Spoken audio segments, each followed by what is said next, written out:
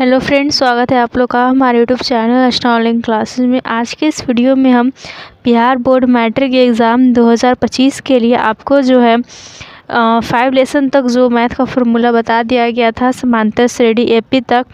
तो उसके बाद जो है नेक्स्ट आपका त्रिभुज का चैप्टर आता है, चतुर्भुज का आता है। तो उसका हम आपको जो है फॉर्मूला चार्ट से जो बताने वाले हैं इस वीडियो में।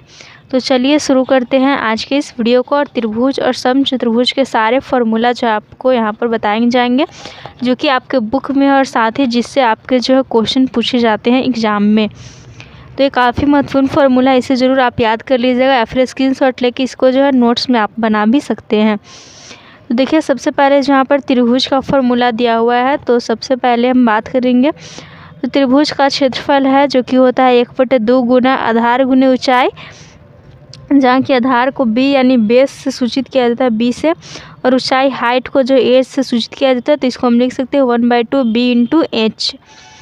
नेक्स्ट है त्रिभुज का क्षेत्रफल। तो त्रिभुज का क्षेत्रफल हो जाता है यहाँ पर जो आपका त्रिभुज का ए बी सी, ऐसे इस प्रकार से 3 भुजाएं दे दी जाती हैं।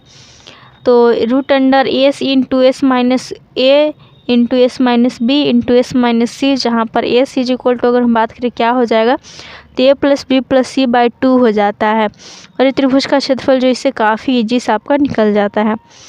नेक्स्ट है त्रिभुज की परिमिति। तो त्रिभुज की परिमिति हो जाएगी 2s is equal to A plus B plus C, और यहीं से आया है आपका एस का मान जो कि A plus B plus C by 2 हो जाता है। ओके, तो ये त्रिभुज में आपको जो इतने 3 ही फार्मूले दिखते हैं।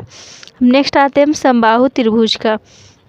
तो समबाहु त्रिभुज का फर्स्ट हो जाता है कि समबाहु त्रिभुज का क्षेत्रफल, तो इसका हो जाता है √3/4 इंटू भुजा स्क्वायर, या फिर भुजा को हम ए से सूचित करते हैं तो √3/4 इंटू जिसका जो है ए स्क्वायर भी लिख सकते हैं। नेक्स्ट है समबाहु त्रिभुज की परिमिति। तो समबाहु त्रिभुज की परिमिति हो जाती है 3 गुना भुजा, या फिर 3 भी इसको लिख सकते हैं।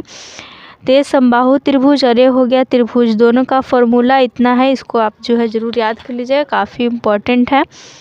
अब नेक्स्ट हम चतुर्भुज में देखते हैं। तो सबसे पहले चतुर्भुज का क्षेत्रफल हो जाता है आधार गुने ऊंचाई यानी कि बी गुना एच, और चतुर्भुज का क्षेत्रफल एक और होता है जो कि आपका 1/2 गुना एक विकर्ण गुना संगत सम्मुख शीर्ष लंबों का योगफल।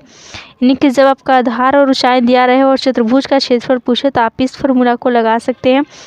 जब विकर्ण का मान दिया रहे और संगत सम्मुख शीर्ष लंब जो है शीर्ष लंब दिया रहे, तो इस प्रकार से आप 1/2 गुना एक विकर्ण गुना संगत सम्मुख शीर्ष लंब का योगफल करके चतुर्भुज का क्षेत्रफल निकाल सकते हैं।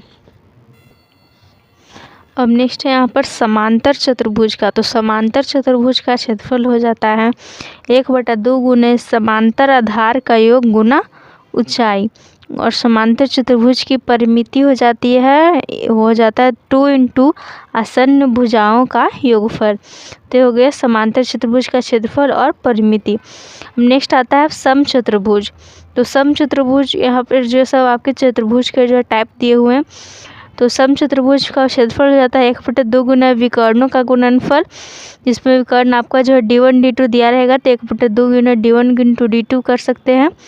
और इसके परिमिति बात करें तो समचतुर्भुज की परिमिति हो जाती है 4 गुना भुजा। और नेक्स्ट है समलंब चतुर्भुज। तो समलंब चतुर्भुज का क्षेत्रफल हो जाता है 1/2 गुना समांतर भुजाओं का योग गुना ऊंचाई, जहाँ की समांतर भुजाओं का योग आप लिख सकते हैं 1/2 इंटू ए प्लस बी इंटू एच। ये हो गया चतुर्भुज के ऑल फार्मूला। और ऊपर हमने आपको जो है बताया है यहाँ पर त्रिभुज के ऑल फार्मूला, जो कि त्रिभुज के क्षेत्रफल से स्टार्ट होता है। तो त्रिभुज और चतुर्भुज के इस वीडियो में हमने जो फार्मूला देख लिया। अब नेक्स्ट वीडियो में आपको आयत का वर्ग का फार्मूला बताएंगे।